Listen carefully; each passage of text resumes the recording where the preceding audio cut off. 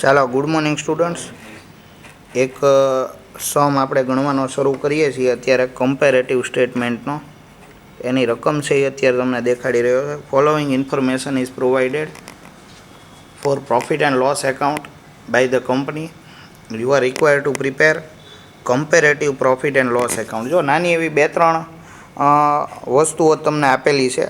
હવે આ કેવો દાખલો છે કે આપણને ખાલી આપણે શું કરવાનું રહેશે આમાં, કે ખાલી આપણે સમજવાનું રહેશે કે આમાં કઈ રીતે આની કેલ્ક્યુલેશન છે. ઓકે, આના પછી આપણે મોટા દાખલાઓ ઉપર થોડુંક ધ્યાન આપશું. તો સૌથી પહેલાં તમે જોવા જાઓ તો અહીંયા જે તમને પર્સન્ટેજ આપ્યા છે અથવા તો તમારે comparative profit and loss account બનાવવાનું કીધું છે આપણને, તો આપણે ફોર્મેટ છે એ ફોલો કરવાનું. જો આમાં એક તમને ઓલું પીડીએફમાં આપેલું છે એ જૂનું ફોર્મેટ છે. ઓકે, પણ આપણે એ થિયરીના પોઈન્ટ ઓફ વ્યૂથી તમને એ ફોરવર્ડ કરેલું છે, તમને મોકલેલું છે. બાકી તમે અહીંથી જોતા જાઓ તો આ રીતે એનું ફોર્મેટ બનાવવાનું રહેશે. કમ્પેરેટિવ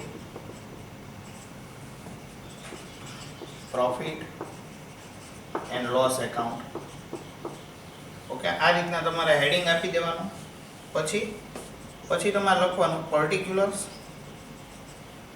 એટલે અહીંયા આગળ આપણે જે પણ ઇન્કમ એક્સપેન્સ આપ્યા હોય એ લખવાના રહે પર્ટિક્યુલર્સમાં. પછી તો કે નેક્સ્ટ તમારું પ્રીવિયસ યરનો જે તમને ફિગર્સ આપેલી હોય, ફોર એક્ઝામ્પલ અહીંયા 2016 છે એ આપણા માટે શું છે, પ્રીવિયસ યર છે.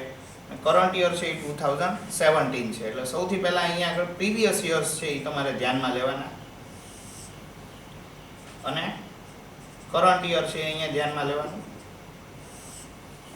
પછીની કોલમ બનશે એ છે increase or decrease in amount. Okay, અને એના પછીનું એક ફોર્મેટ બનશે, એમાં આપણે increase or decrease in percentage. Okay, એટલે ત્યાં આગળ તમારે પર્સન્ટેજમાં કેલ્ક્યુલેશન કરવાની. હજુ આમાં જે રકમ છે એ તમને બોર્ડ ઉપર જ લખીને આપી દીધેલી છે મેં, અને એ જ રીતે આપણે આમાં ચાલશું. વિડીયોની અંદર જ તમને ઇન્ક્લુડ થઈ જશે. ઓકે, એટલે સીધું ત્યાંથી જ આપણે ફિગર્સ છે એ લખવાના રહે. એટલે તમારે એક એક વસ્તુઓ છે એ આમાં જોતા જવાની. તો સૌથી પહેલાં આપણને આપેલું છે એ શું છે, તો કે સેલ્સ આપેલું છે આપણને. તો સૌથી પહેલાં આપણે સેલ્સ લખવાનું રહે. જો પ્રીવિયસ યરનો ફિગર્સ છે એ કેટલો 14 lakhs. કરંટ યરનો ફિગર છે એ કેટલો થયો 16 lakhs. હવે comparative profit and loss account. Comparative એટલે શું, તો કે ઇન્ક્રીઝ અને ડિક્રીઝ જે પણ થયો એ તમારે ધ્યાનમાં લેવાનો થાય. હવે આ બંને વચ્ચેનો ડિફરન્સ છે એ કેટલો થયો, તો કે 2 lakh રૂપીસ. ઓકે, એટલે અહીંયા લખવાના 2 lakh. ઇન્ક્રીઝ થયો છે. જો ડિક્રીઝ થયો હોય તો અહીંયા બ્રેકેટ કરી નાખવાનું. ઓકે, બીજી એક વસ્તુ તમને કહેવાની કે આપણે જ્યારે આ કમ્પેરેટિવ સ્ટેટમેન્ટ ભણતા હતા ત્યારે મેં તમને એક વાત કીધેલી કે આ જે કમ્પેરેટિવ સ્ટેટમેન્ટ છે એ કેવું છે, તો કે હોરિઝોન્ટલ ફોર્મેટ એક આવે અને એક આવે વર્ટિકલ ફોર્મેટ. તો આપણી જે કેલ્ક્યુલેશન હશે એ કમ્પેરેટિવ સ્ટેટમેન્ટમાં હંમેશા કેવી રહેશે, હોરિઝોન્ટલ. આ યાદ રાખજો તમે. હોરિઝોન્ટલ એટલે શું, તો કે આપણી કમ્પેરિઝન છે એ તમારે આ રીતે જોતા જવાની. હવે જોવા જાઓ તો 14 લાખ અને 16 લાખ બંનેનો ડિફરન્સ 2 લાખ થયો. હવે અહીંયા તમારે બેઝિસ છે એ શું કરવાનું, તો કે હંમેશા પ્રીવિયસ યરનો બેઝિસ લેવાનો. એટલે કે અહીંયા સપોઝ આ ચેન્જ થયો બરોબર, કેટલો થયો, તો કે 14 lakhsનું સેલ્સ હતું, એમાંથી કેટલું થઈ ગયું 16 lakhsનું થઈ ગયું. તો 14 માંથી 16 lakhs થયા તો ઇન્ક્રીઝ કેટલો આવ્યો, તો કે ઇન્ક્રીઝ આવ્યો 2 lakh રૂપીસનો. ઓકે, તો પ્રીવિયસ યરની કમ્પેરિઝનમાં તમે કેટલો ઇન્ક્રીઝ લીધો કહેવાય, તો કે 2 lakh. ઓકે, હવે તમારે અહીંયા પર્સન્ટેજ કઈ રીતે લખવાના છે, તો કે જે 2 lakh આવ્યા ડિફરન્સના, એટલે કે ડિફરન્સ ડિવાઇડેડ બાય જે પ્રીવિયસ યરનો ફિગર્સ આવે એ છે આપણો 14 lakh. મલ્ટીપ્લાય બાય 100 કરો એટલે તમારા પર્સન્ટેજ છે એ શું થઈ જાય, કન્વર્ટ થઈ જશે, જે થશે 14.29. ઓકે, ફરીથી એક વખત ન ખબર પડી હોય તો કહી દઉં કે સૌથી પહેલાં અહીંયા તમારે ડિફરન્સ જોવાનો. ઓકે, ઇન્ક્રીઝ ડિક્રીઝ જે આવ્યો હોય, difference divided by previous year figure. Okay, multiply by 100. Okay, એટલે 14 લાખમાંથી જો 16 લાખ થાય તો ઇન્ક્રીઝ કેટલો થયો કહેવાય 2 lakh. 2 lakh divided by previous યરનો ફિગર છે એ કેટલો થઈ ગયો 14 લાખ અને મલ્ટીપ્લાય બાય 100 કરો એટલે તમને એના પર્સન્ટેજ છે એ મળી જતા જોવા મળશે.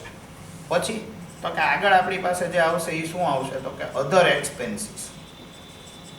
હવે અધર એક્સપેન્સીસ જે તમને આપેલા છે એ તમે જુઓ તો 2,50,000 અને 3 લાખ આટલું તમને આપ્યું. હવે 2,50,000 અને 3 લાખ બંને વચ્ચેનો ડિફરન્સ તમે ચેક કરશો તો એ 50,000 નો થશે. ઓકે, એટલે અહીંયા લખી નાખવાના કેટલા તો કે ઇન્ક્રીઝ છે. પહેલા તો ઇન્ક્રીઝ હોય એટલે પ્લસમાં આવે. ઓકે, હવે તમારે શું કરવાનું તો કે 50,000 ડિવાઇડેડ બાય 2,50,000 મલ્ટીપ્લાય બાય 100. આ રીતે ગણતરી કરશો એટલે તમારો આન્સર આવશે 20%. ઓકે, ના પર્સન્ટેજ નહીં લખો તો પણ ચાલશે 20.00, કારણ કે આપણે પછી પાછું આગળ એનો ટોટલ કરવો છે. ઓકે, હવે તો કે હવે આપણે ટોટલ કરી નાખવાનું, કારણ કે અહીંયા આગળ ઇન્કમ્સ જે બંને હતી આવી ગઈ. હવે એમાંથી એક્સપેન્સ છે હંમેશા શું થાય માઇનસ થાય. અહીંયા ટોટલ તમે કરો તો 16,50,000 અને અહીંયા આગળ આવે 19 lakhs. હવે આ બંનેનો ફરીથી એક વખત તમારે ડિફરન્સ જોવો હોય તો ડિફરન્સ આવશે કેટલો તો કે 2,50,000. ઓકે, હવે ટોટલમાં ઇન્ક્રીઝ થયો છે. કેટલો ઇન્ક્રીઝ થયો 2,50,000. ફરીથી એક વખત તમારે આ બંનેનો ટોટલ નથી કરવાનો. કોલમ ભલે ટોટલની રહી પણ તમારે શું કરવાનું છે 2,50,000 ડિવાઇડેડ બાય 16,50,000 મલ્ટીપ્લાય બાય 100 એટલે કે 2,50,000 ભાગ્યા 16,50,000 અને એને ગુણ્યા તમારે 100 કરવાના રહે. તો તમે ટોટલ જોશો તો 15.15 એટલે કે 15.15% છે એ તમારો આન્સર છે એ આવશે. ઓકે, હવે તમને એટલી ખબર પડી ગઈ કે આમાં જે કેલ્ક્યુલેશન્સ છે એ કેવી રીતે ચાલે છે. હોરિઝોન્ટલ એટલે કે આડી ગણતરીઓ બધી કરવાની છે. બંને વચ્ચેનો જે ડિફરન્સ હોય એ લખી નાખવાનો. ડિફરન્સ આવે એને divided by previous year figure અને મલ્ટીપ્લાય બાય 100. અહીંયા પણ સેમ વે આપણે એ જ કર્યું. ધારો તો આ બંનેનો આમ જનરલી આપણે ટોટલ કરતા હોઈએ પણ એવું નથી. આપણે અહીંયા એનાલિસિસ કરવાનું છે. કેવું કરવાનું છે હોરિઝોન્ટલ એનાલિસિસ કરવાનું છે. એટલે કે 16,50,000 છે અને 19 લાખ છે. બંને વચ્ચેનો ડિફરન્સ થયો 2,50,000. 2,50,000 ડિવાઇડેડ બાય 16,50,000 કરશો એટલે પર્સન્ટેજ તમારા થઈ જશે 15.15. ઓકે, હવે તો કે હવે નેક્સ્ટ આવશે એક્સપેન્સીસ. તો એક્સપેન્સીસ આપણને કેટલા આપ્યા તો કે 7,20,000 અને 9,60,000. હવે આમાં તમે ઇન્ક્રીઝ જોવા જાઓ તો બંને વચ્ચેનો ડિફરન્સ આપણે જોઈ લઈએ તો એ આવે છે 2,40,000. હવે કરવાનું શું તમારે તો કે 2,40,000 ડિવાઇડેડ બાય 7,20,000 મલ્ટીપ્લાય બાય 100 કરશો એટલે 33.33% આવે. ઓકે, હવે તો કે આપણી આગળ જે ટોટલ ઇન્કમ હોય એમાંથી એક્સપેન્સીસ તમે માઇનસ કરી નાખો એટલે તમને શું મળી જાય પ્રોફિટ બિફોર ટેક્સ લખવાનું. કારણ કે હજી આગળ જે એક્ઝામ્પલ્સ આવશે એમાં શું આવશે આપણે ટેક્સ પર્સન્ટેજ છે ઇમ્પ્લિમેન્ટ કરવાના આવે. તો 16,50,000 છે એમાંથી 7,20,000 માઇનસ કરી નાખો. આ બંનેમાં તમે માઇનસ કરશો એટલે 9,30,000 એ રીતે તમારો જવાબ આવશે. પછી ઓકે, નેક્સ્ટ યર માટે પણ સેમ કેલ્ક્યુલેશન કે ભાઈ 19 લાખ છે તો એમાંથી 9,60,000 માઇનસ કરો તો 9,40,000 તમારો પ્રોફિટ બિફોર ટેક્સ થાય. હવે તમે જોવા જાવ તો આ બંને વચ્ચેનો ડિફરન્સ કેટલો થયો અથવા તો ઇન્ક્રીઝ છે એ કેટલો થયો તો કે 10,000 રૂપીસનો આપણને ઇન્ક્રીઝ થયેલો જોવા મળે છે. હવે 10,000 ડિવાઇડેડ બાય ફરીથી એક વખત પ્રીવિયસ યરનો ફિગર 9,30,000 મલ્ટીપ્લાય બાય 100 કરશો એટલે 1.08 આવી જશે. હવે આ પર્સન્ટેજ તમે બાજુમાં લખતા જાઓ તોય કોઈ પ્રોબ્લેમ નથી અને ન લખો તો પણ ચાલશે. ઓકે, આ રીતે તમારું પહેલું આપણે શું કરી નાખ્યું કમ્પેરેટિવ સ્ટેટમેન્ટ કઈ રીતે બનાવવાનું એ એક તમને આમાં ખબર પડી ગઈ. હવે નેક્સ્ટ લેક્ચરથી આપણે શું કરશું તો કે આમાં જ તે બેલેન્સ શીટ છે એ કઈ રીતે પ્રિપેર કરવી એ એક વખત જોઈ લેશું.